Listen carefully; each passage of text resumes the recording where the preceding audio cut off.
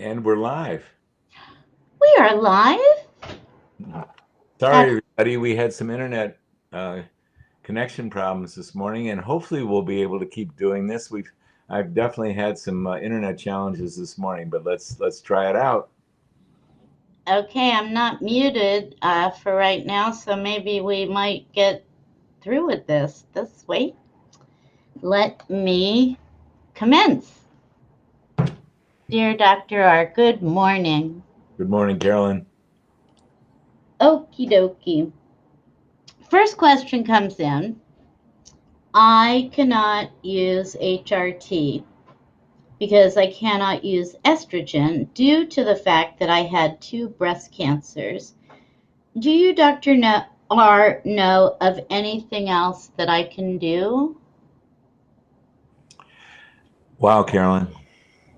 We've met up with this question in so many different forms from so many different women, and I'm always grateful to be able to answer this one. It's a And question I asked many times in the day. exactly. And perhaps after I give a background, you'll tell your story if you want. Oh, Not whatever, how you like to do it. You may have to mute, though. We're getting some crackles. got And it. yeah. The very most important thing to say to this questioner is there's a book that is required reading. That book is called Estrogen Matters. And maybe, Carolyn, you would post a link to it in Ins and Outs of Menopause and also in this chat. It's Estrogen Matters, and it's written, co-authored by Avram Blooming, MD. He's an oncologist, specialist in breast cancer, and his authoring partner is Carol Tavris, PhD. And this is imperative reading because this is really the best work I've ever encountered to dive deep, deep, deep into the issue of hormone safety.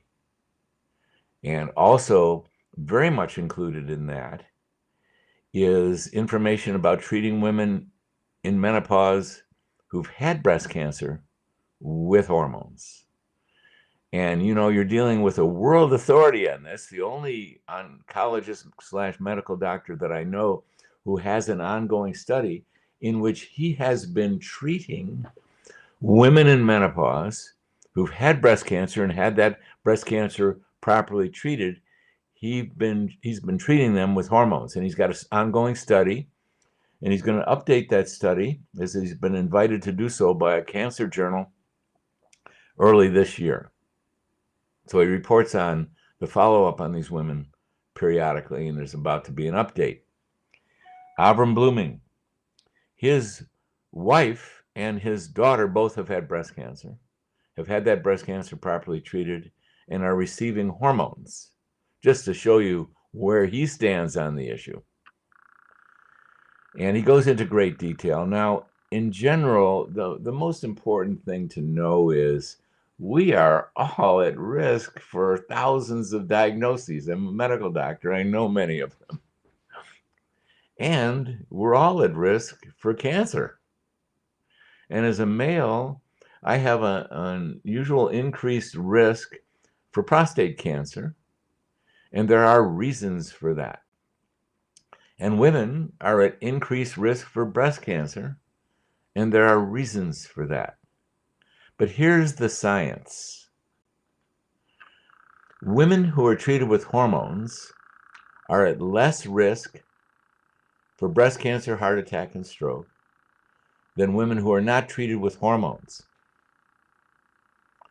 And women who have had breast cancer have had that breast cancer treated properly.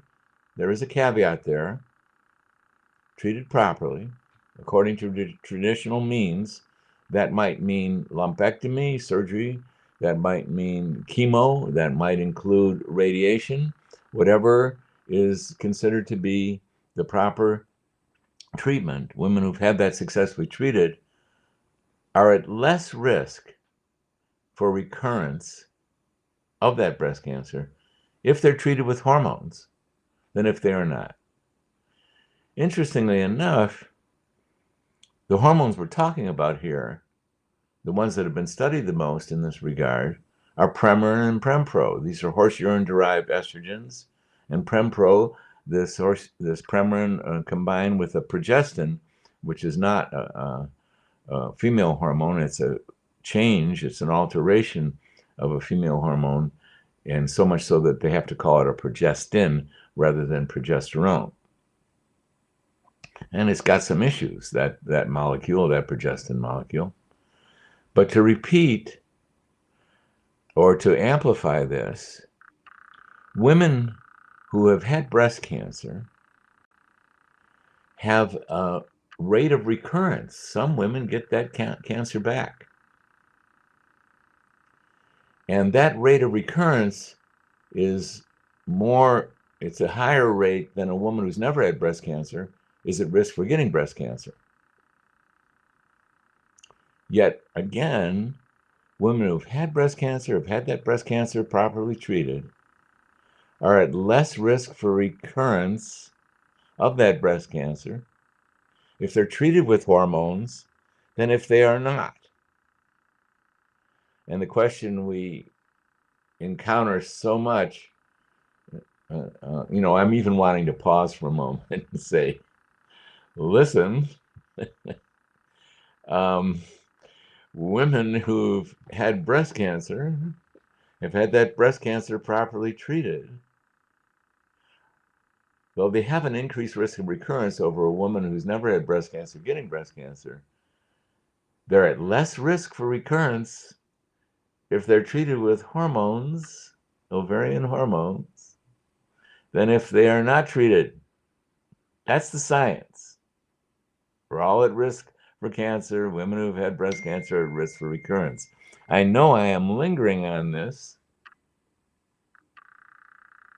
and stating it many different ways, or the same way, really, because I want you to hear that. And of course, if you read the book Estrogen Matters, you're going to get the scientific details about what Dr. Blooming is saying here. Now, the question we often get is, well, wait a minute, I had an estrogen positive receptor site in that breast cancer.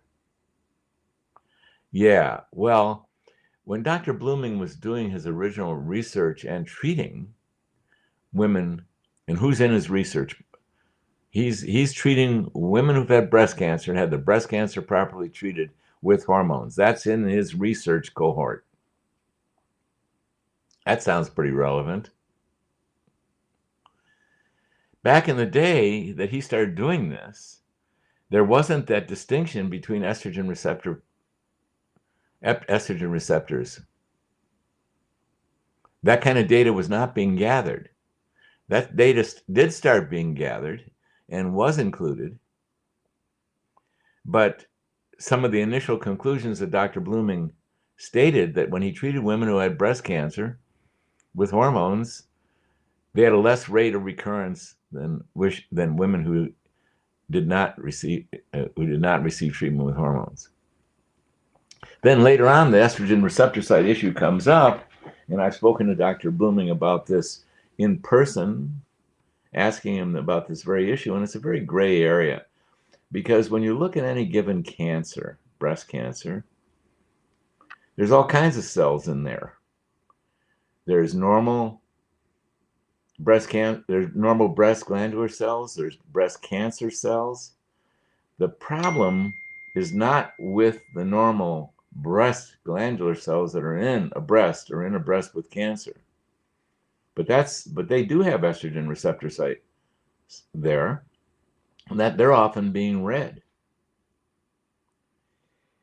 It's the cells that don't have estrogen receptor sites in it.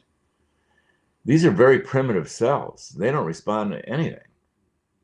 So when we're dealing with breast cancer, it isn't so much the estrogen or the estrogen receptor site positive. It's the issue that there's very primitive cells in a breast cancer that don't respond to anything. They're called undifferentiated. When you see estrogen receptor sites in any given cancer or any given tumor, these are well differentiated cells. they're not usually the ones that are causing the trouble in that tumor, in that cancer. Now, does it get a little bit blurry? Yeah, it always comes down to the individual woman. And this subject is so extensive because what in the heck causes cancer? It's not hormones, although women and healthcare providers have been terrified that hormones cause cancer. I don't see any evidence of that whatsoever. And cancer has causes, and a lot of them, and they're really critical. And, when you look at any given individual who has an illness of any diagnosis, including cancer, well, the way I like to explain it to patients and the public, and gosh, Carolyn, it's fun to watch you. You're so much holding the space, and I really appreciate it. It's really remarkable. You're holding it for me, and you're holding it for a lot of women, and just the way you're doing it, just the way you're being, it's your being. So I'm aware of it because I get to see on the screen too, So going back to how I like to explain to women or anyone who've got a serious diagnosis, I say there's always causes.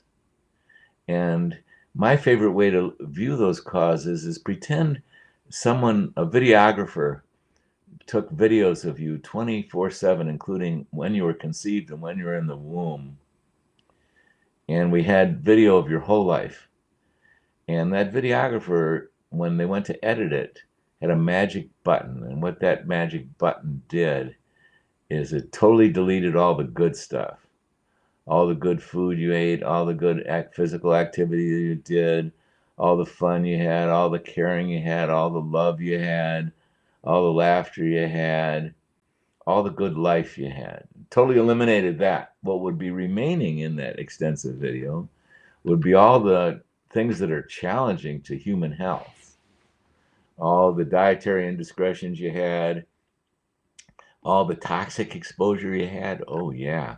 Cancer and toxicity, and breasts and toxicity accumulating in the fat tissue of the breast because a lot of these toxins are fat soluble, and when these toxins are absorbed into your love handles, they don't do any damage. There's nothing in the territory, but when those toxins absorb in the adipose tissue, the fat tissue of your breasts, they're sitting right next there to breast glandular cells that are, my God, they're replicating each month. They're undergoing mitosis. This is gene exposure galore when you get a cell that's dividing. So again, what's going to be left behind are all the nutritional indiscretions, all the toxic exposures, all the inappropriate, too much exercise or too little exercise, so important for health. And the elephant in many people's room is a dysfunctional response to the stresses of life. I say dysfunctional because stress is a normal part of human life. And it's a critical and crucial part that inspires us to grow. Get strong or, don't. Rise to the occasion of the stress, do well with it, thus strengthen our soul, our spirit, our fiber, our backbone, our ovaries, our testicles, or not. So it's a dysfunctional response to stress that's the problem. It's not the stress.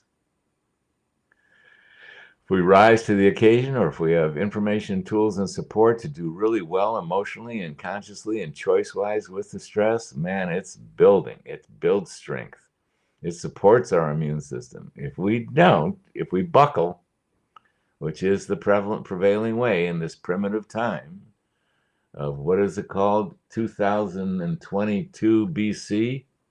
Oh no, I think it's called AD, but it's looking like 2022 BC way too often. I'm not a historian, but I think I've just invented what's more a reflection of what's going on here. 2022 BC. We'll take it. So These are the causes of cancer, and there's a fifth cause. It's mysterious. There are so many people who've got serious illnesses or cancers that we're not able to really understand why they got it in this lifetime. You take an infant that was born and was alive for 6 hours, you're not going to be able to explain why that infant passed away by ordinary causes. And there's many people who have cancer that you're not going to be able to easily point to issues of nutrition, toxicity, exercise, and stress as the obvious reason why they got it. So, this is human life. There's a complexity to it that is really wonderful and staggering at times. But here's the moral of the story. Cancer has causes, and plenty of them. And I can't tell you how many people have serious diagnoses, including cancer. Boy, they tell me their story, and man, you can see it. You can see it. They went through a period of stress so often, someone that they loved and they took care of for years, and that person died, and the impact was so severe. They went through severe stress, and then, finally, they're starting to recover from the full on impact of the death of that person, as an example, and bingo, they get some really heavy illness, including cancer. I mean, these are the kind of stories that are so common out there. Someone lost their job, they went bankrupt, they lost their home, and then they got ill, including cancer. Yeah. Or someone's had lifelong issues not having love and they have a heart attack. These are not mysteries in many instances. So what I'm saying is there is cause of cancer, but it ain't hormones. And these causes are very important.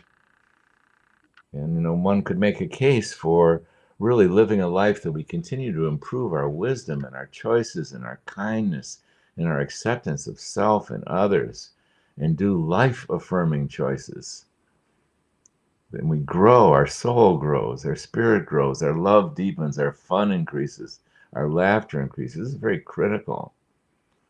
So I know that I'm, diving deep into this subject, but where I want to take our questioner back to is begin by reading Estrogen Matters. This is very important. You're going to see the science, because you made a statement that I know I can't take hormones,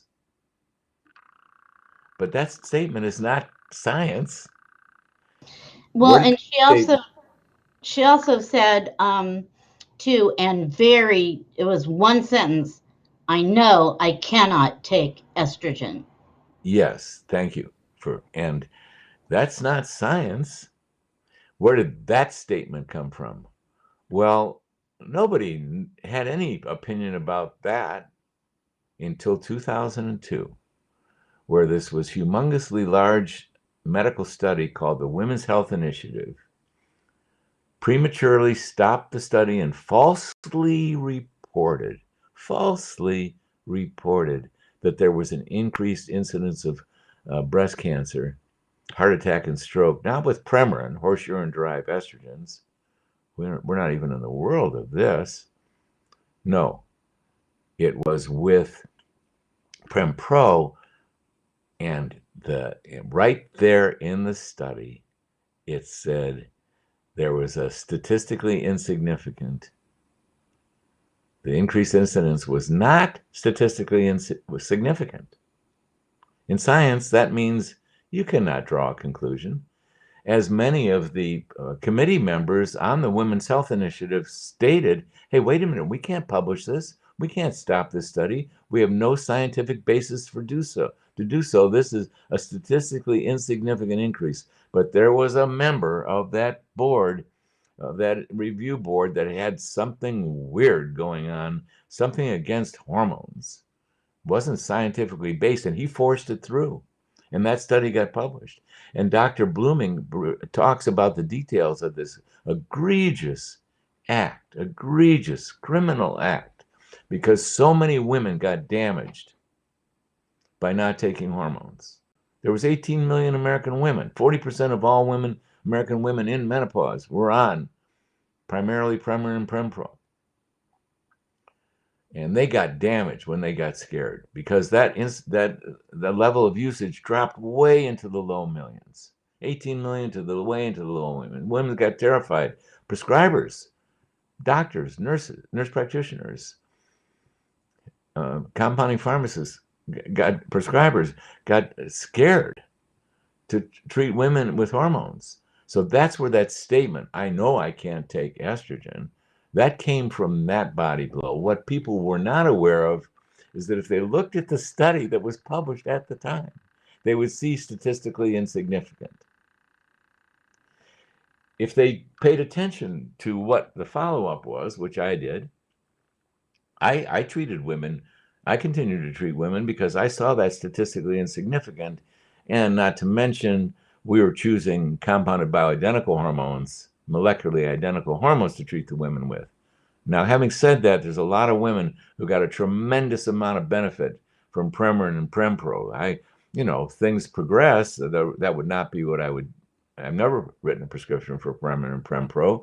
I was aware of compounding bioidenticals that really came online in the 1980s. So, to me, they seem like a major scientific improvement over Premarin and Prempro, but I don't want to diminish the beneficial impact of Premarin and Prempro had on the women, because you looked at women who received Premarin and Prempro, and even though it was at early stages where I wouldn't call this the best treatment, these women did a lot better. And as Dr. Blooming reports, women who were treated with Premarin and Prempro had less incidence of breast cancer, heart attack, and stroke than women who did not receive treatment.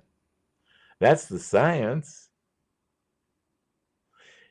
The Women's Health Initiative, they followed up on these women, and by 2006, they reported that, there was no increased incidence with Prempro. Yeah, but nobody heard of that. And in 2017, they basically published a retraction. The same study committee that was the authors and scientists and medical doctors behind the Women's Health Initiative published in the same journal, the original Journal of the American Medical Association, that after 18 years of follow-up, there was no increased incidence of breast cancer, heart attack, and stroke. How many people have heard of that?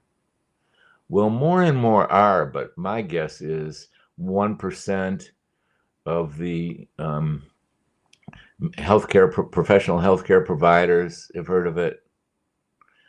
1% of women. Okay, maybe it's 2% or maybe it's 5%. This is not widespread and publicly known, so much so that this questionnaire comes out with this statement once again that's not science, it's the opposite of what the science is. So that's where that question originated, is people got terrified worldwide, and the damage to women. So the most significant event is for health injury that I have seen in the course of my multi-year, I won't say the number,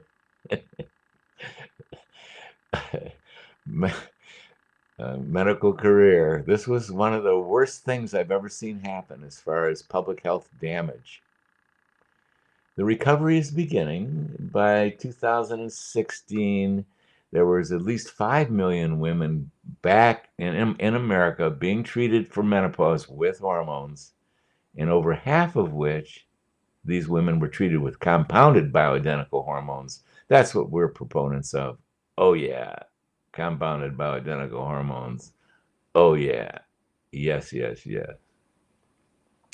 So that's what I'd like to suggest to the questioner, that she read Dr. Blooming's book. Oh, wouldn't you know, Carolyn Shapiro played with Dr. Blooming's kids at Dr. Blooming's house, and Carolyn Shapiro was so miraculously and amazingly able to go out to lunch with Dr.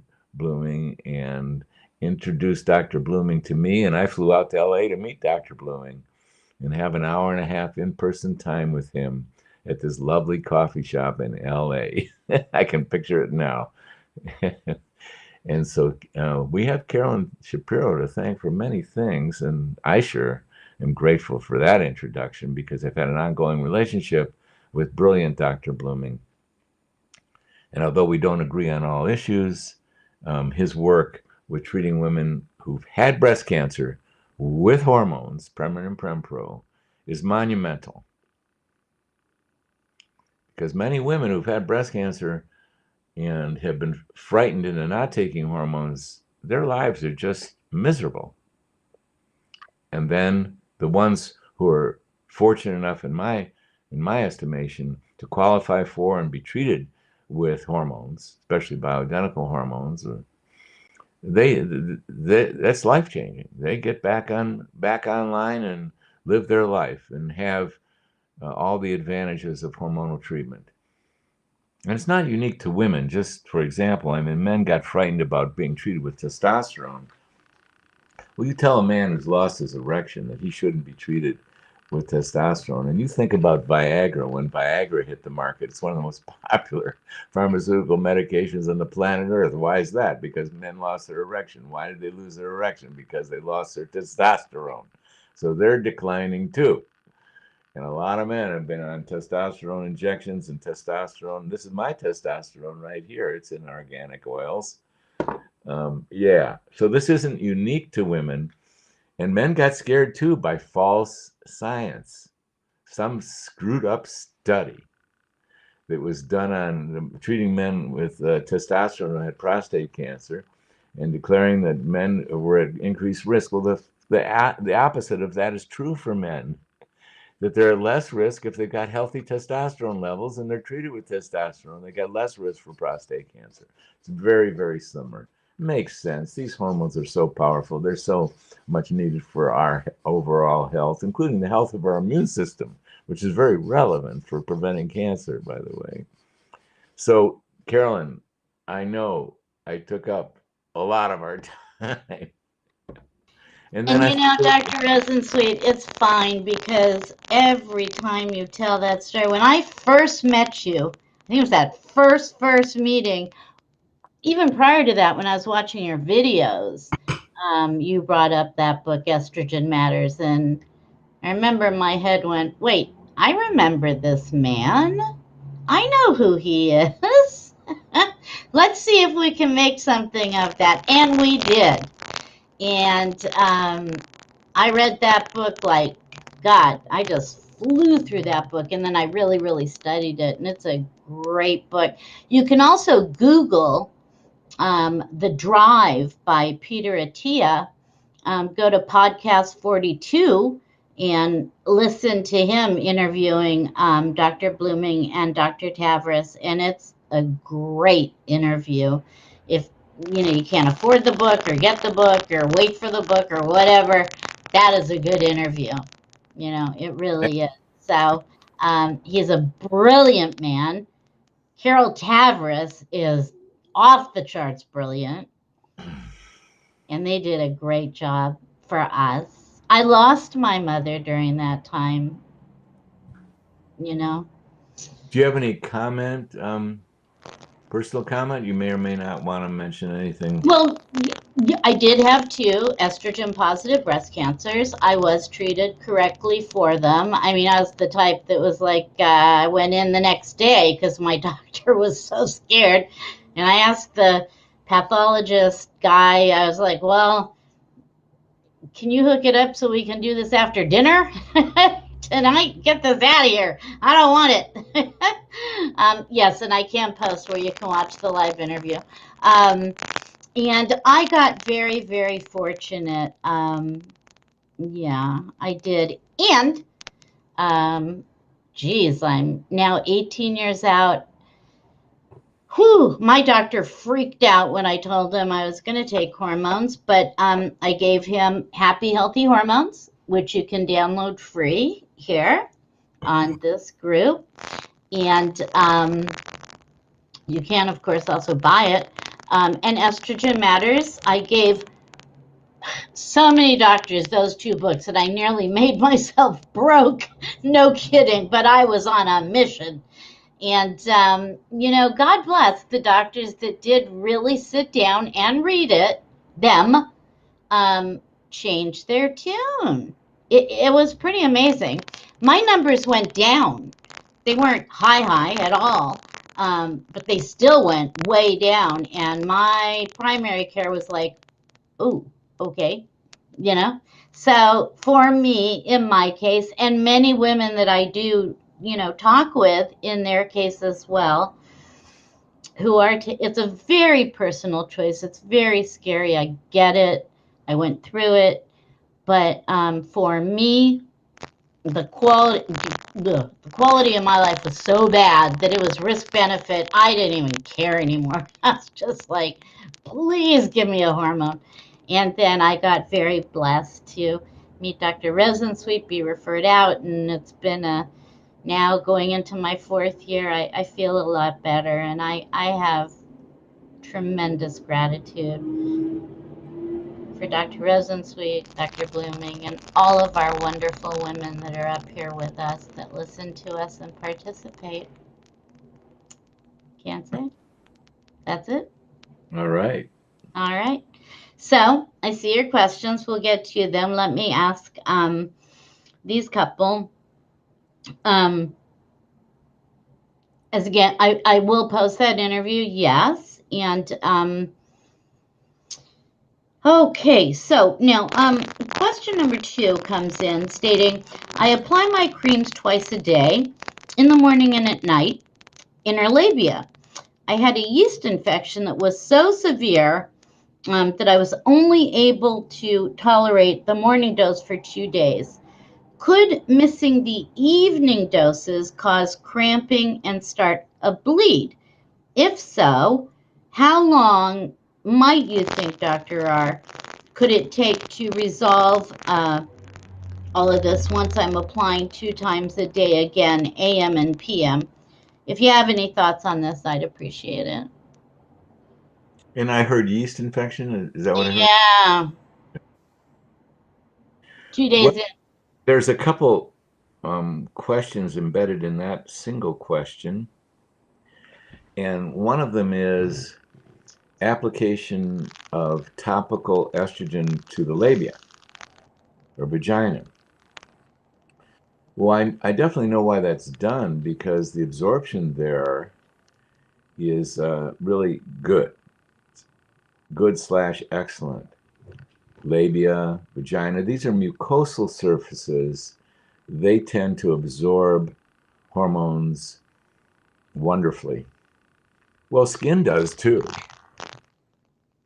Now, there's a downside to applying to the labia and to the vagina, and it relates to the 24-hour urine hormone test. Mm. To me, a critical part of assessing women that we're treating with hormones is the ability to test them and get tests that really reveal what's going on. And anyone who dives deeply into the world of testing, excuse me, women that we're treating with hormones will come to the conclusion, I assert, the 24-hour urine hormone test is currently, and has been since the 1960s, the state of the art for assessing hormone levels of ovarian hormones and adrenal hormones for that matter. And other methods don't work well. You can get a rough idea with serum testing, but it's very dependent on something called pharmacokinetics. When was the last dose applied compared to when you drew the blood? Because when you apply a hormone, what happens is that hormone is absorbed into your body and then it slowly, gradually declines. And then it's pretty evanescent in the bloodstream. That means it doesn't last very long in the bloodstream. So you got to hit that peak just right. You got to test right there to be able to compare it. And you got to do it. You got to know when that peak is for every given woman, which you never know. unless you did some very pharmacokinetic testing. Blood testing is not the way, not the optimal way, although some clinicians use it to value. It's a reasonable way. You can't get metabolites through blood testing. It's very expensive through blood testing. And it's the 24-hour urine hormone testing that is fantastic and cost effective. For less than $300, you can get this test. And I am not talking about the urine 5-point. I would embrace that if there weren't so many scientific and practical problems with it. So I'm saying the 24-hour urine hormone test. Well, if you're applying hormones intravaginally or to the labia when you're urinating, because of the placement of the outlet of the bladder, the urethra, is right in the vagina, you pick up not only what's going on in the body from the urine, you pick up what's been applied to the vagina, and we have studies of that, and we teach our doctors and nurse practitioners about this. You can't do the 24-hour urine hormone test and get accurate results if you're applying intravaginally. Here's another thing about intravaginal application. If you're having intercourse, this is not okay. And you could say, well, I applied it in the morning and we had intercourse in the evening. Not okay. When you apply, for example, our organic oils-based topical hormones to the skin, like say to the inner forearms here, you notice that it just takes a couple rubs and that skin is dry and it absorbs right away.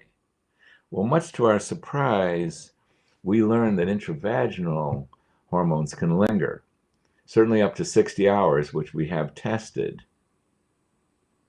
So it's lingering in there for 60 hours. That's a whole story. I don't need to go into the technical details. We would think that it would absorb more thoroughly in the vagina, but it doesn't. It takes at least 60 hours for that to, it's still lingering at 60 hours. So if you're having intercourse 60 hours later from your application, which is not how it goes, you have the risk of transmitting that to your partner, your husband, or your spouse, or your committed relationship person, or whatever the PC way of stating that is. So we are not advocates of intravaginal application, especially since the skin works beautifully for absorption of these hormones. Now, there is an exception.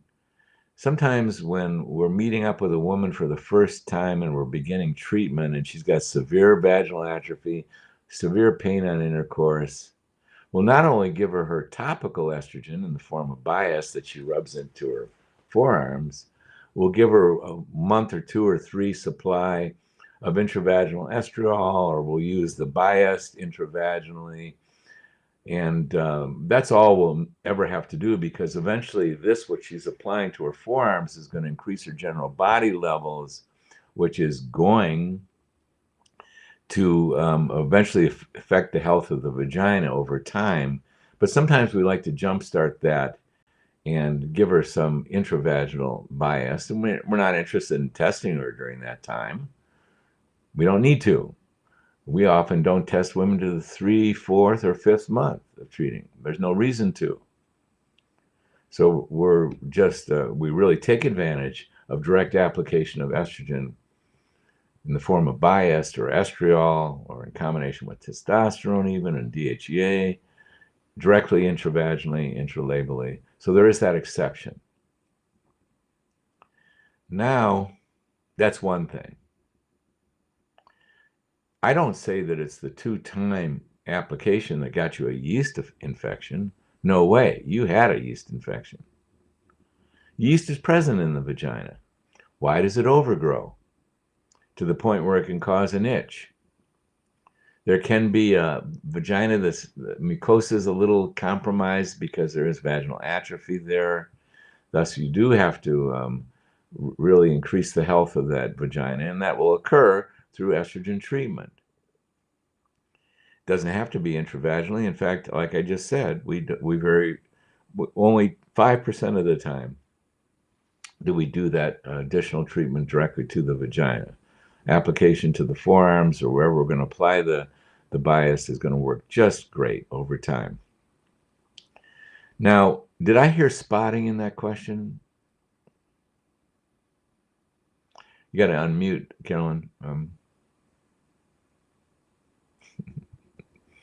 This is like trigonometry.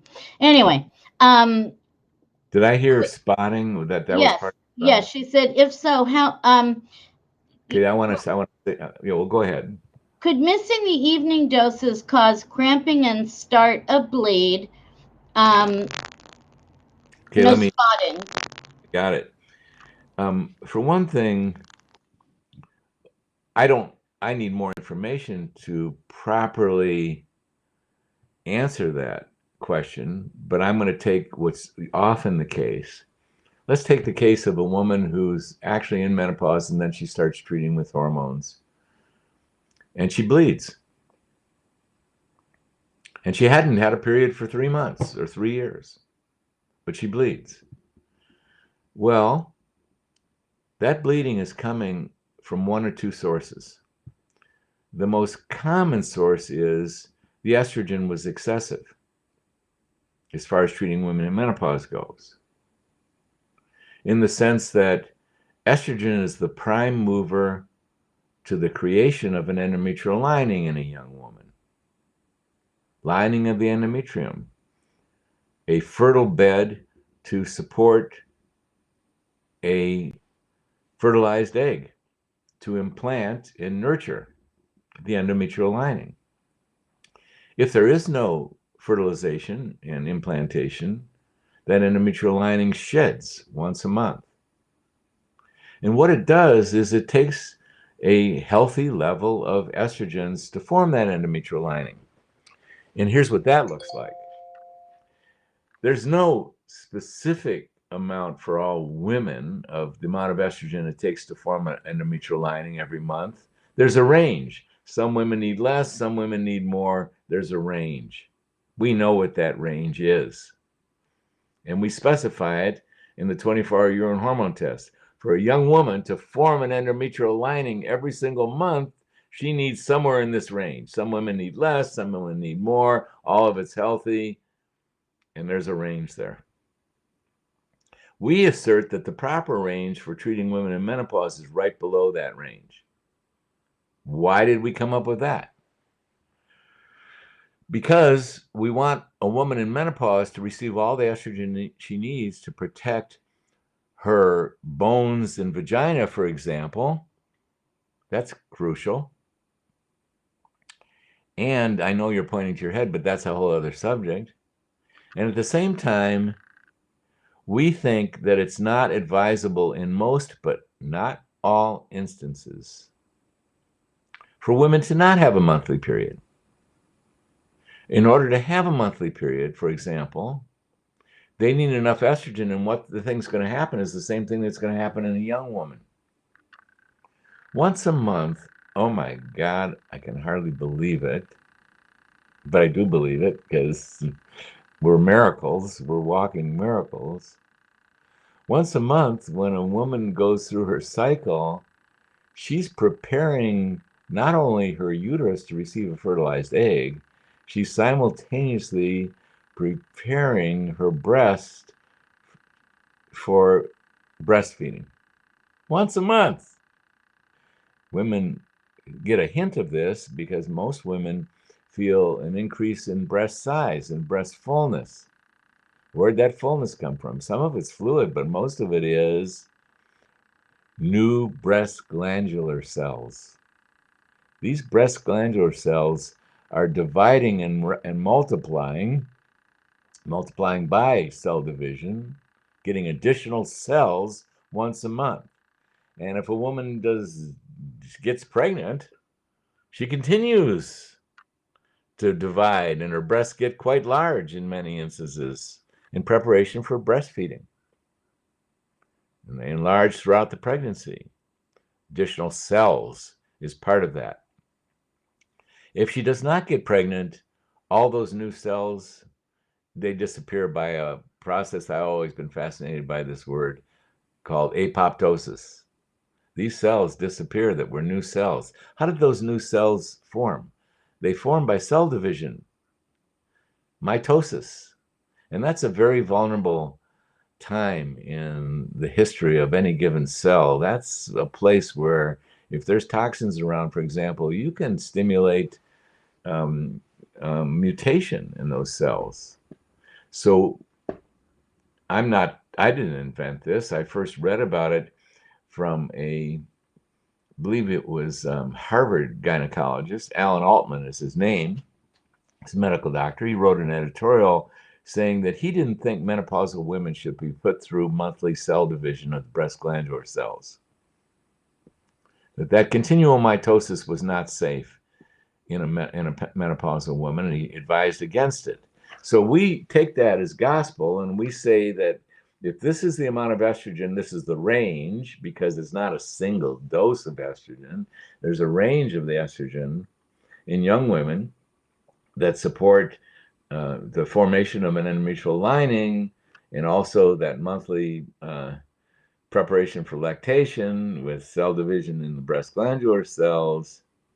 If that's what that is, we recommend this level right here.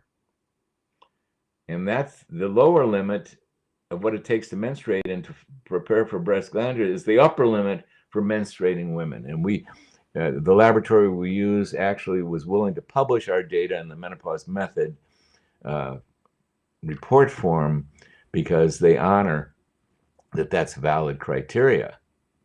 And what we're saying there is menopausal women don't need for vaginal protection, for bone protection, to have these high levels that young women have, to have good skin. Now, there are exceptions. I would have loved to have defined, because I defined it from the medical literature, that upper limit for menopausal women also would protect their brains. But what's well known in the medical literature is there's a certain number of women that need really robust estrogen levels to preserve or restore cognitive function, thinking, memory.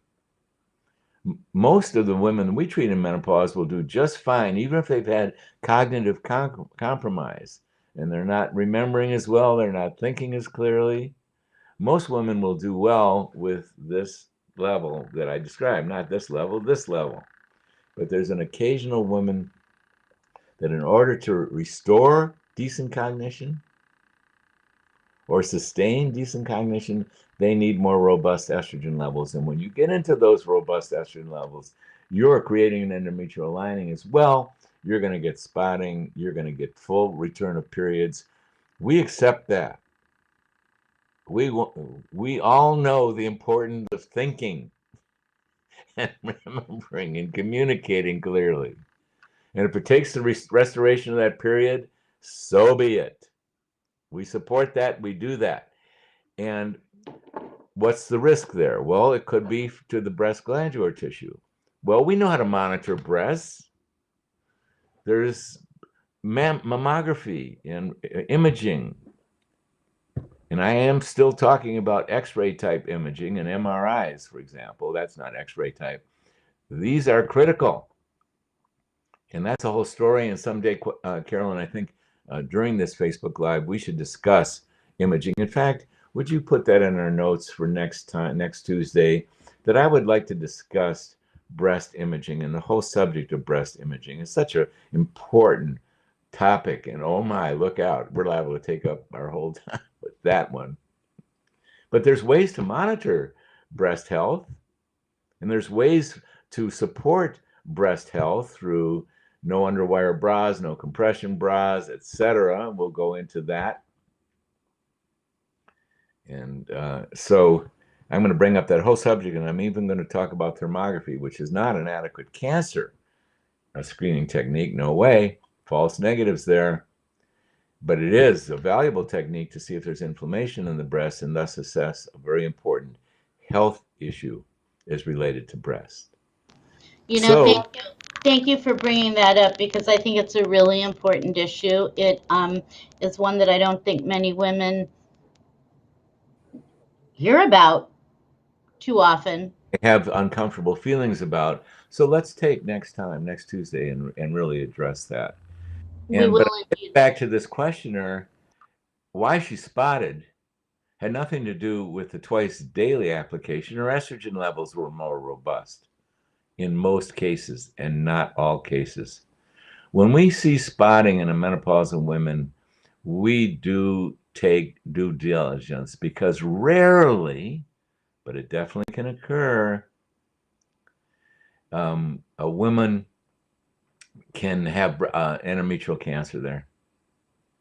Rarely. We see a lot of spotting in treating women with hormones, and 99% of it is not from a cancer. But good medicine says, well, if we're concerned about that spotting, we do a transvaginal ultrasound. We send that woman to a gynecologist.